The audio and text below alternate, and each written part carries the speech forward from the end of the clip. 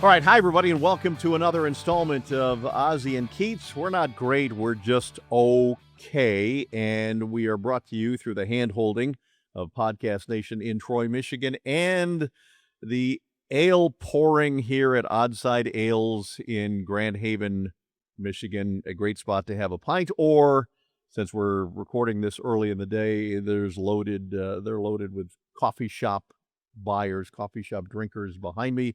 John Keating and Chris Osgood with you. We're going to be joined by Joey Kocur, another member of the Grind Line, coming up. And Ozzy and Kocur, I'm sure, have great stories about each other that we'll get to in just a minute.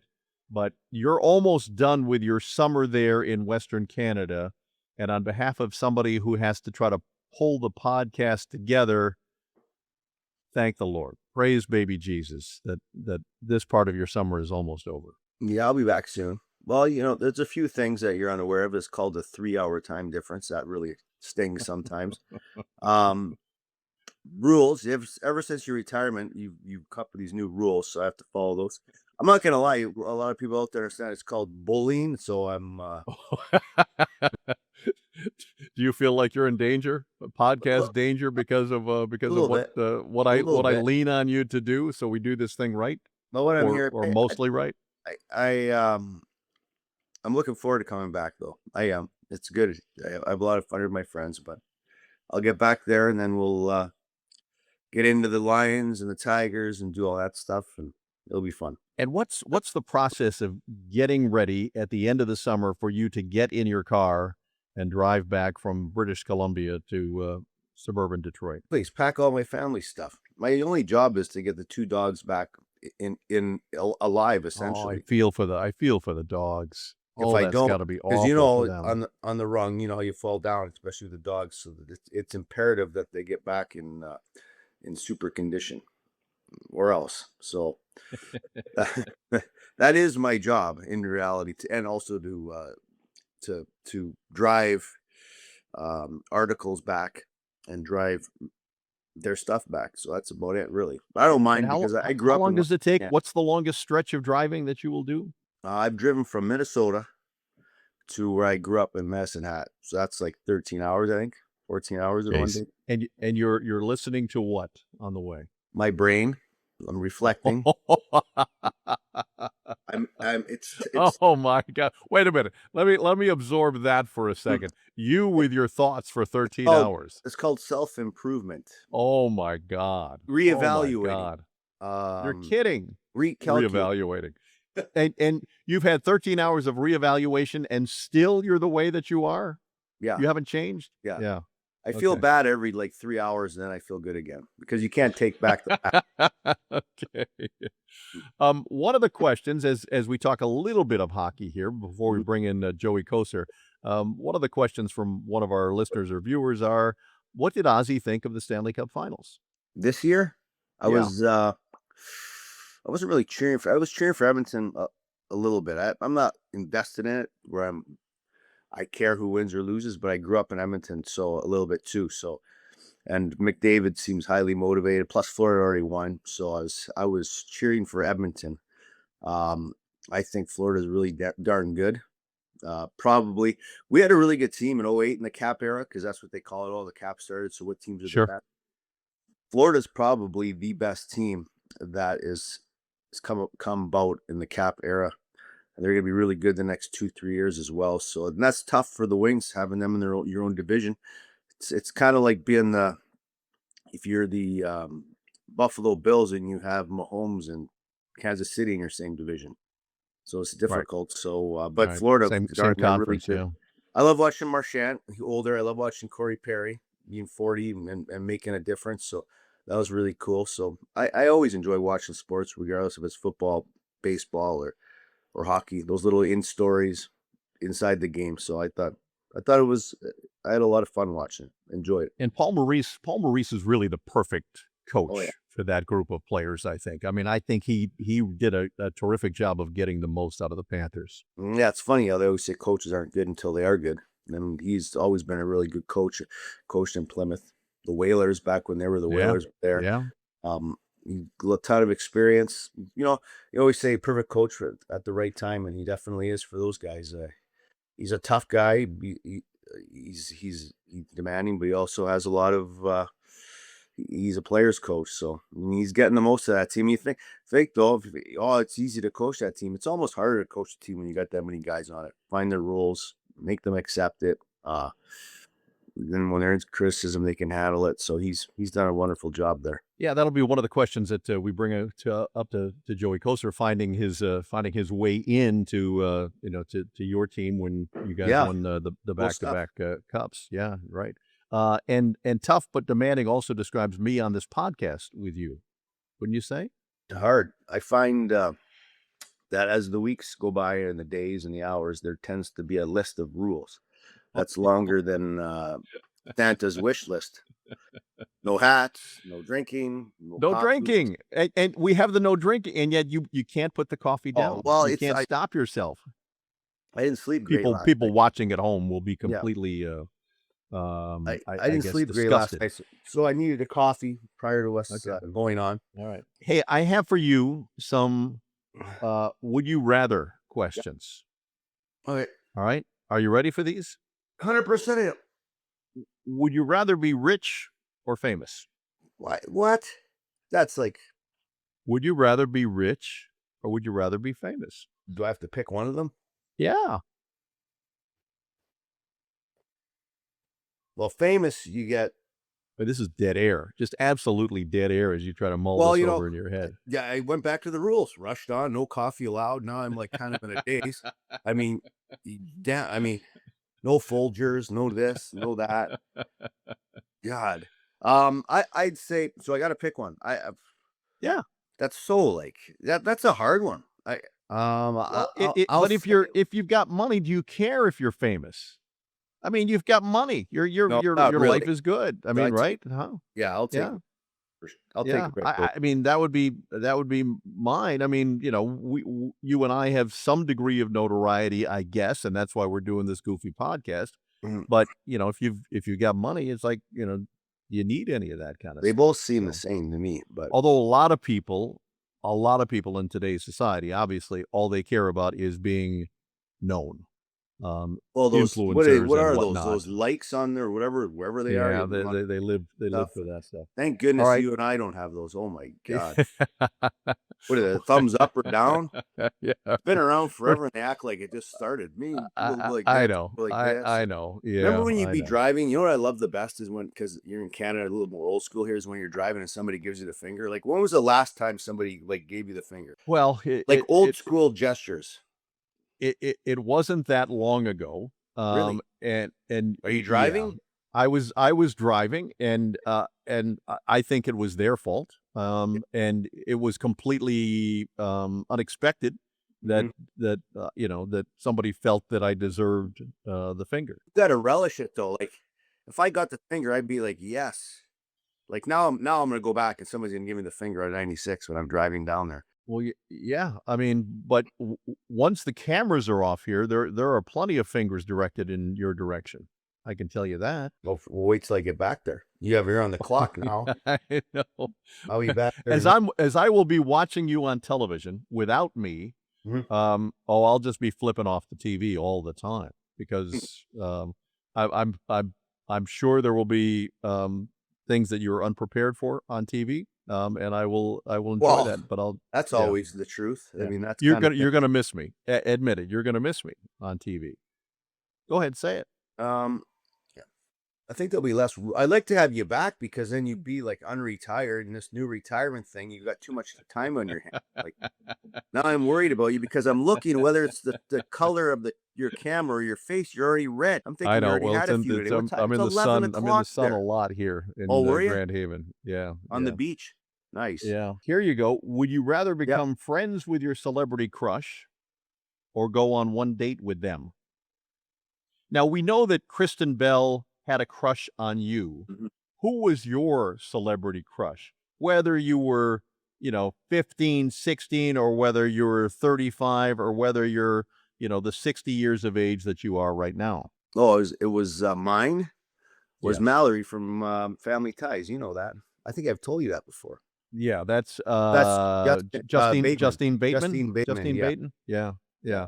No, so would you rather go on would you rather become friends with Justine Bateman or have gone on a date with her? Is Janet gonna hear this, or is Does she listen? Does she watch? I don't know. I don't Yeah. ask. I don't ask what I don't need to Of know. course she listens. Of course she Of course she watches. does. A good spouse always will. Back in that time, probably go on a date, I would say. Yeah? Yeah. Okay. And she could be assured that you weren't gonna get handsy on the date? No, very professional. All right, I attaboy. have to be Attaboy. because Good her answer. star of the show is Canadian. Alex P. Keaton, Michael J. Fox was a Michael J. Canadian. Fox, yeah, right. Yeah, Okay. so I'd have to be. Uh, all right. Would you rather have, and this is a good one for you, super slow internet or low phone battery? I will That- tell I- people. I will tell people that when you showed up to games or the studio, the first thing you did every time was plug in, like you had never even had electricity in front of you before. It was all the time you're plugging in, but your battery had to be fine. It was on in the it was plugged into the car, right? In the truck? Yeah, yeah. I'd rather have slow internet for sure. I don't go on the internet that much, other than to Yeah. check sports. To Yeah. be honest, unlike yourself, but we can't say it because there's rules on here. Uh, I mean, the phone battery thing is like, geez, if that thing's ever low, it's like an emergency for life. That thing when they're looking Yeah. for a charger, and the thing is, like, they'll take a charger from anybody to charge that thing. It's like now on a way different level. When we were thirsty, you use a hose of somebody's house, right? You kind of turn it on, and hopefully, you didn't hear inside the water running. But like, they'll take a charger, and then when you ask, "Where's my charger?" and I don't know, like right away, like I don't know, because they'll do anything it takes to get that thing charged up. Well, and I'm using the AirPods. Every time you happen to be using earplugs, it's the old school Oh yeah, wired I've lost because 3 of those. three sets of these? Yeah. Really? The one I'd bought, and I just went out to golf in Michigan. Just brand new pair, spanking, had 'em in my ears. Put them in the golf cart. They bounced out of the golf cart, ended up somewhere on the course, and I could see them on my Find My EarPods, but I couldn't find them.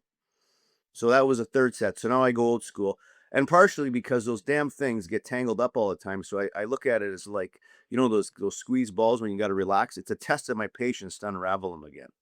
So I'm actually working on my brain and my patience because Well, they'll tangle up no matter yeah, what. yeah. Your patience is non-existent. I mean, I will tell Really? everybody that. So yeah, yeah. Yeah, get some more coffee in you. There you go. Attaboy. And this one's for you. And Yeah. it's mostly directed to female members of the listening audience, the viewing audience. But you can weigh in here.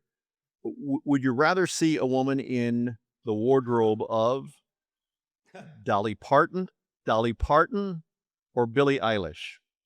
Who's Billy? I thought you were gonna say Billy Idol, not Billie Eilish. Who is? Billie If you would have said Billy Idol, I would have said Billy Idol. But I stalked Billy Idol. I don't know if I told that story on this show before. I think I might have. Where I saw him in LA and I chased him down the lobby and he took off. He moves fast. I Yeah, mean, he's not that yeah. big, but he reminded me of Barry Sanders, but in a rock and roll uniform. I couldn't get him. Trying to get away from you. Like, but Billy you Idol. see him, right? And he always gave you the what he this or something, or does this or something. Remember? And so he did Yeah, that. And right. with the time, I'm like, hey, that's a connection. So I thought, he wanted to see me, so I took off. Billy Idol, White Wedding, all like I grew up listening to him in the '80s. Could So we I could we haven't done that a lot, but with him, I could needed we a picture and I couldn't get it. But who would could I we go? I'd go could with go back to the question, please? yeah. But I forgot the question. You're gonna have to redo the question. The wardrobe of Dolly Parton, hundred which is percent. very, very a lot of sparkles, a lot of glam, I'm not or thinking. Billie Eilish, which is, sort of understated for the most part. I'm not thinking about the sparkles. I'm thinking of 100%. Dolly Parton wins that. It's not even close. It's like not even close. Yeah, okay. Why would that be? Uh, We should ask Mickey Redmond. We could get him on, and yeah, we'll we ask. should. We should. Dolly's Um, timeless, though. We got to say that she definitely is. I mean, I'm not even sure how much Mick likes Dolly Parton, but we've sort of forced that upon him. I The think Dolly Parton love fest. I think he does. I Do think he you? does. I Okay. think All yeah. right. Well, Yeah, we still we got to make that happen. Even if I'm doing it from afar, I got to try to we make that tried. happen. It never Yeah, I never know. came I to know. fruition. All That's what right, we're next doing. one. It was everything but hockey that year. We're I trying to get know. Dolly Parton on the show. I know. I know. Would you rather Yeah. have a guaranteed hot summer but freezing winters, or an unpredictable summer and average winters? I'd rather have an unpredictable summer and average winters. For some reason, I used to love the heat. Now I don't do as well in it. So I used to be in the sun all day and outside. So I still am, but not as much as I used to be. Like I used to love golfing when it was 80, 90 degrees. Now I'm like 65 to 70. For some reason, I don't know why. It's just transpired in like the last not even year.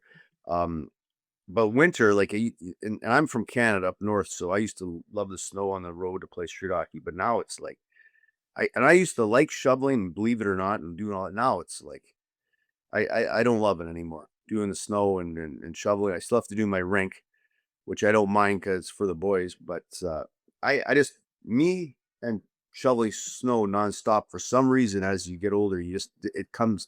There's a disdain, a dislike for it. Well, here's a tip. Instead of calling people while you're shoveling, Yeah. you actually, do the shoveling and it would go by much quicker. But everybody is called because you want to tell them that you're shoveling the rink or the sidewalk, like it's like, you have discovered fire or something like When I that. was like getting my rink ready for our Yeah, show, yeah, but you're calling everybody to tell them what you're doing. when it snowed like every day for 3 days before that, so I had Yeah, to shovel it yeah, off every day to yeah. get it ready for the stars that drove right down my back driveway and parked in the grass. Let it People go. go over and Let that go. Let that go. Hmm. I don't want to get political here, but where do you fall on global warming? You think global warming. the planet is heating up? Honestly, Do you believe that? I don't. You and I joke around about it, but I really don't think anything about anything like that. I don't. I'm a minute to minute. I'm not worried. Like, you know that. I'm hoping to Oh, make it dear to where God. it's. I can't Yeah. think any farther ahead than today, or not even that long. I'm thinking like, I texted you before and you already told me how long am I on today? Like just a I had to head. tell you. Yeah. Yeah, I So had to tell you how long it I'm like was now going to trying to be. organize what I'm doing after that as I'm on Yeah, here. So like yeah. 10:30, I got to be somewhere. Then 12:30, I have to be somewhere. I And know. then I got I somewhere know. else I got to go, but I don't even know where that is because that's the third down the rung. Oh So my I'm God. 1, 2.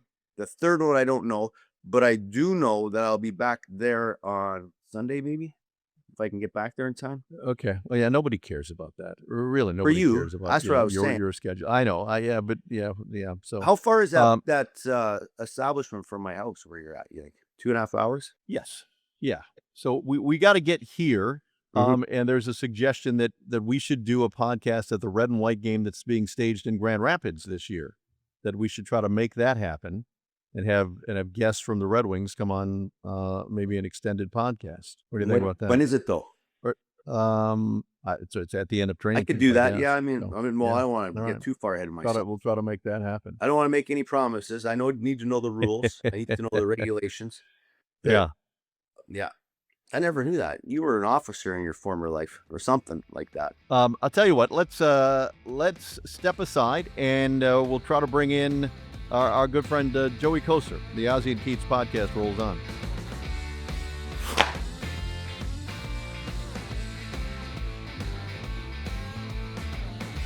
All right, and there he is, a guy who was a fifth-round draft pick of the Detroit Red Wings 1,000 years ago, and all he did was spend 42 full hockey games in the penalty box.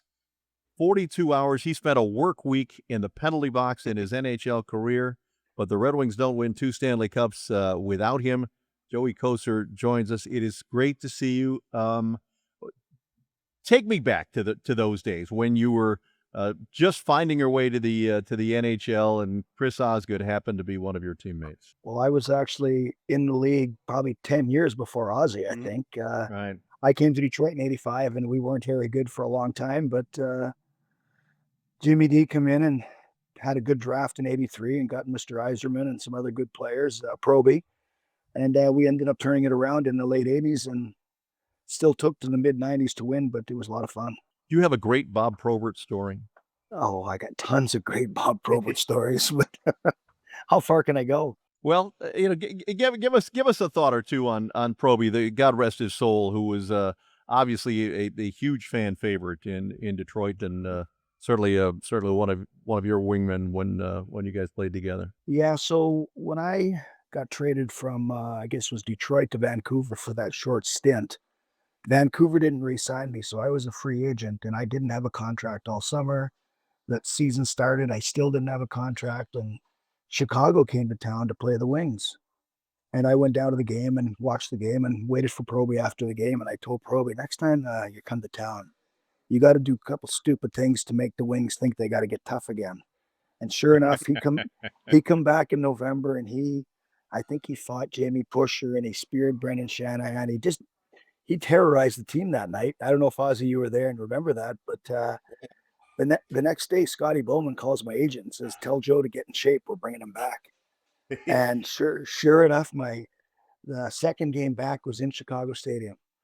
And 3 minutes into the game, Proby and I line up each other. And I said, "Proby, we got to go." And we fought. And the story goes on. 10 years later, we're writing our book together. And I'm telling this exact same story because they brought me back to fight Proby. And he looked at me dead serious and he says, "I wondered why you fought me that night." I said, "Proby, they brought me back because you did that." So we had a lot of good laughs, me and him. Oh, that is great. Joey, what was it like when you came back to Detroit for the second time? Oh, it was amazing. The team was really good. The Yeah. Russian Five was there. I think they had lost the year before, to Colorado, To and then the year Colorado, before yeah. that was 4 straight to New Jersey. So they were right there to win, and we just had a team that was so well-rounded. We had so much talent, but we had so much grit on every line, and I mean, I probably a lot like the Florida team this year. So the two happiest guys, sorry, Keats, were Drapes and Go Maltby. ahead. Because how many situations did you have to get those two out of? There's not two more bigger pain in the asses around the league, but the guys that you would have to, I don't want to say protect, kind of watch over and allow them to play as they wanted or would help the team. But you were the kind of the guy that had to get them out of some situations with some pretty tough customers. You know what? They played hard. They played a little nasty. Oh yeah. They did piss off a lot of people, but it was well worth it. We had so much fun.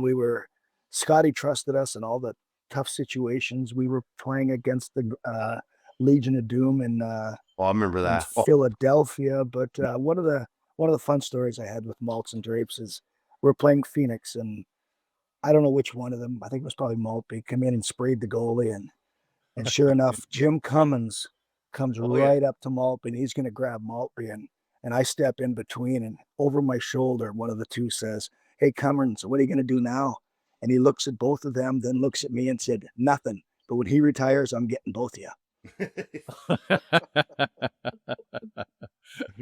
Well, we should tell people that God bless Joey Kocur for joining us from a Sky Lounge because he's in transit to Canada. Let me ask you this: because of how you played, and we see you around the rink, and always a big smile.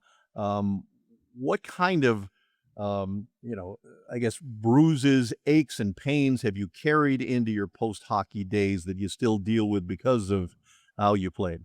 I've been pretty lucky. I mean, knock on wood, my body's been in pretty good shape. I've had a sore back once in a while, but that's just, I think, normal aging. So I've been very lucky to feel really good. How about You that know, right hand, though? I mean, the right hand that crushed other people's helmets and jaws and whatnot over the years.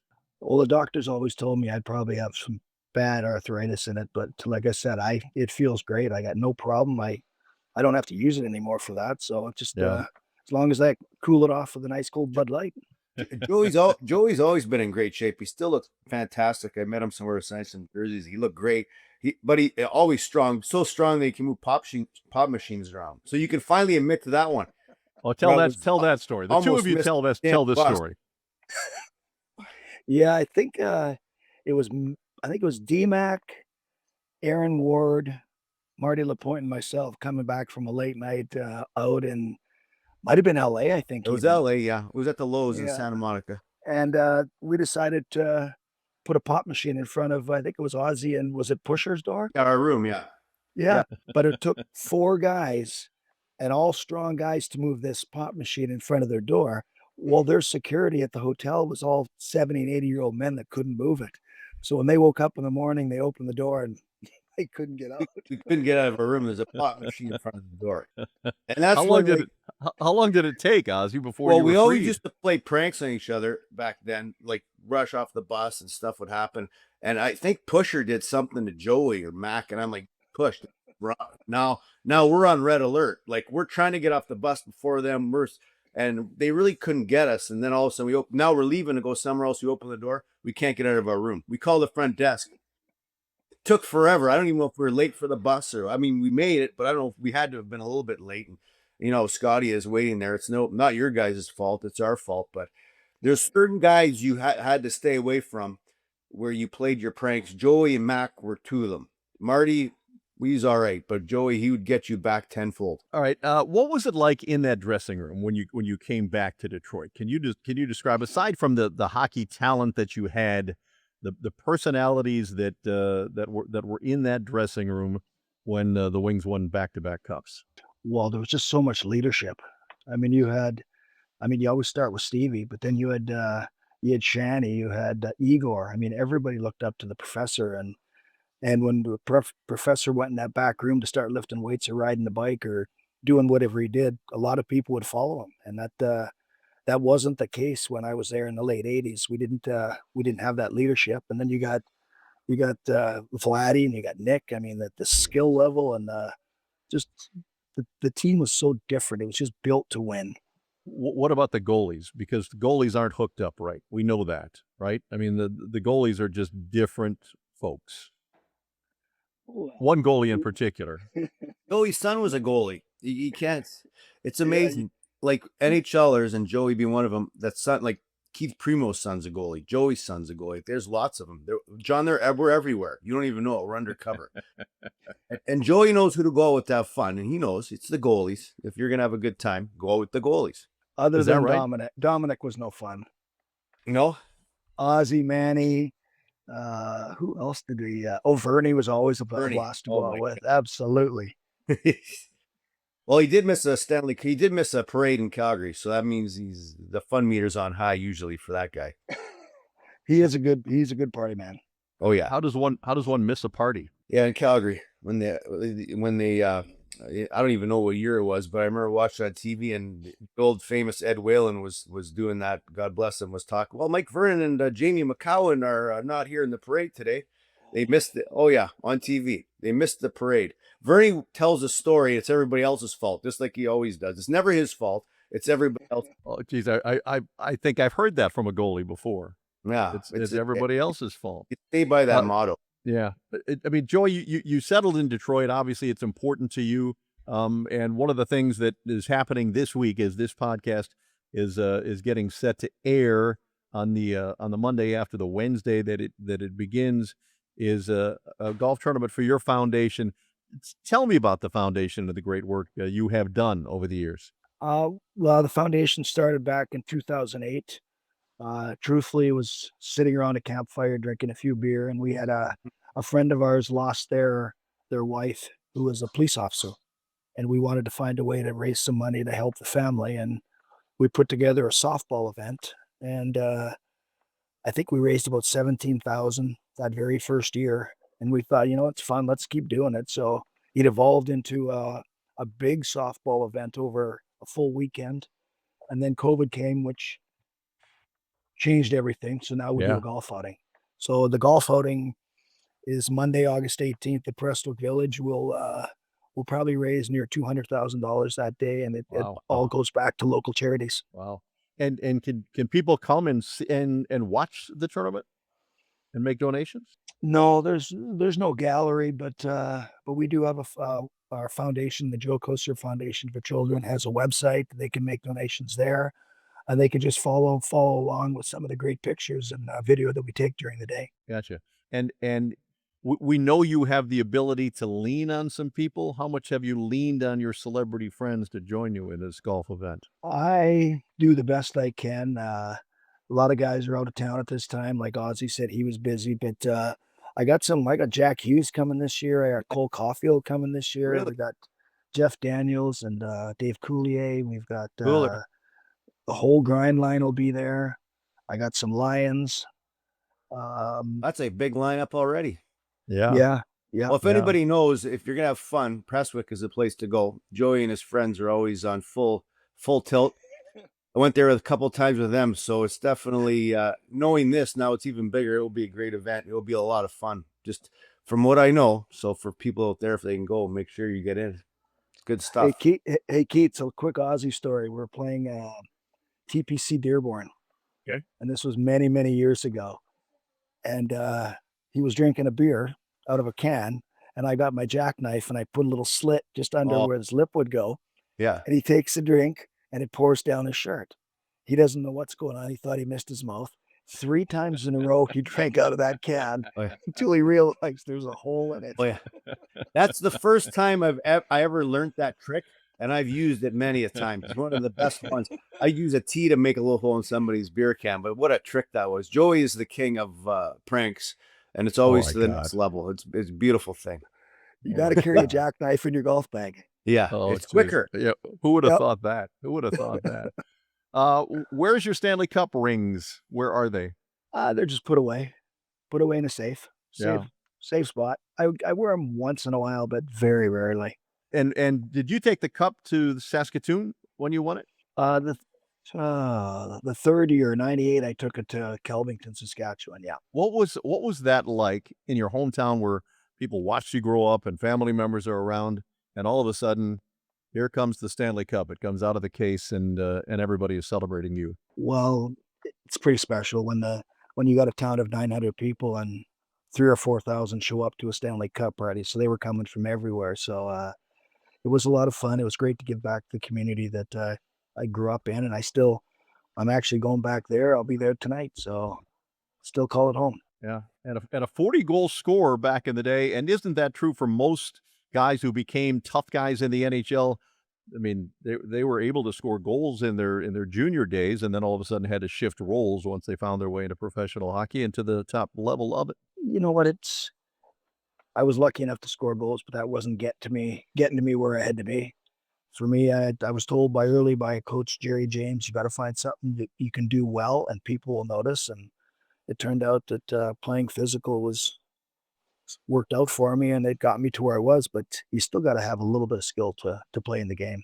And I'll ask Ozzy this question: what was it like when Joey came into the dressing room for the second time as a member of the Red Wings? Well, I sat beside Drapes, and he was ecstatic. He hadn't moved across the room yet, because those two got themselves in more trouble from yapping and just talking and flapping and finishing every check and just slashing guys. They needed somebody just to look over them. I'll use that word. I'd known Joey from before. I mean, not personally, but playing against him and from Michigan, and a lot of people that have known him. So, and I love hearing those Proby stories, because arguably maybe the most popular wing of all time still, Bob Probert, just a great career and galvanizing person. But it definitely made a difference. I think he was kind of under selling himself, the grind line. They did play against everybody. And I remember against the Philadelphia Flyers, without them, they all played the Legion of Boom or whatever they call them. That's Eric Lindros, Leclerc, and who else was Renberg. And Renberg. Michael Renberg. And that allowed all of our other guys just to go out and play. And I remember poor Paul Coffey. You guys ran, I'll say, the shit out of him for the first game in Philly. Oh my gosh, he wanted no part of anything after that. Now he's assistant coach, or was with the Edmonton Oilers. But it goes to show you have your star players, but the importance of having guys around them is the key to winning. And the Florida Panthers proved that this year. And Joey, I would imagine there were times when you just kind of rolled your eyes like, oh, geez, Draper did this, Maltby did this, Ozzy was whacking somebody. Here we go again. It's like, I got to get in here. It's like, maybe I'm not feeling it, but here I go again, because one of these knuckleheads did something perhaps that they shouldn't have done. That never bothered me. I enjoyed it. It kept me young. These guys were a lot younger than me, so I got to get into the game. But the thing with when I came back, I met with Scotty in his office the very first day I came, and he looked at me and he said, "I don't want you fighting." And I'm like, Scotty, I thought you brought me here for that. He said, if you're sitting in the penalty box, you're not useful to me. If something happens on the ice and I can tap you on the shoulder, I want you sitting next to me on the bench. So it helped my game in fact that I didn't have to think about fighting every game. I got to go out and play, and then I had Maltz and Drapes to help me get into my fights. Ozzy, did Joey ever exchange pleasantries with you when he was with the Rangers and you were in for Detroit? Never. I don't think so. No? I wasn't allowed to play against the Rangers. Scotty had certain teams where Vernie would have to play and I would have to play, and the Rangers wasn't. I wasn't allowed to play in Edmonton. Vernie wasn't allowed to play in Calgary. I wasn't allowed to play the Rangers, and Vernie wasn't allowed to play against the Islanders. And I'm not joking. Why around, is but that? certain Wait a teams minute. were Wait a minute. Why is that? multiple reasons. Some that we just didn't play good against, but other places, Scotty never trusted Mike Vernon to be good. I'll say that. And the same with you. If you're playing in New York, that you're going to go out on the town in New York the night before the game. Speaking for both of us, I'll put it that way. But Scotty had his places where we always played, and I always played against the Kings because I was awful in San Jose. Vernon was awful against the Kings, so he played in San Jose. So it was always, we knew exactly where we were playing. But Scotty was on everything. Hey, Joey, he was nothing got by him. He had a memory that's unreal, and he knew who he needed to play and how he needed to play him and how he could deploy his players to enable us the best chance to win every game. Yeah. Were you with us in Phoenix with the signed hockey stick? Oh yeah. Did you sign it?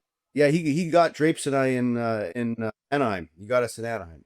This is the curfew story? Curfew story? Drapes and I on a road trip out west got called into the office every morning for every game.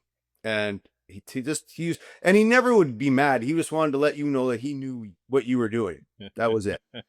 Yeah. Hey, Joey, thanks for your time, man. We appreciate it. It's great to see you. It's great to catch up with you. Great luck in the golf tournament for a great cause. And we appreciate your time here on Ozzy and Keats. Sounds good. Hey, Ozzy, why don't you try and come Monday? You can make it. There you go. Have somebody take. There's I the got pressure. a coach. I'm on the ice though. He'll be fine. He can make it. There's other coaches that are just as good as you. There you go. There you go, Joey. Yeah. Okay. I'm always good. Are you guys will work it out. Joey, thanks, man. Right, Safe travel. All right. Thanks, Have a good thanks trip. guys. Take care. Thanks.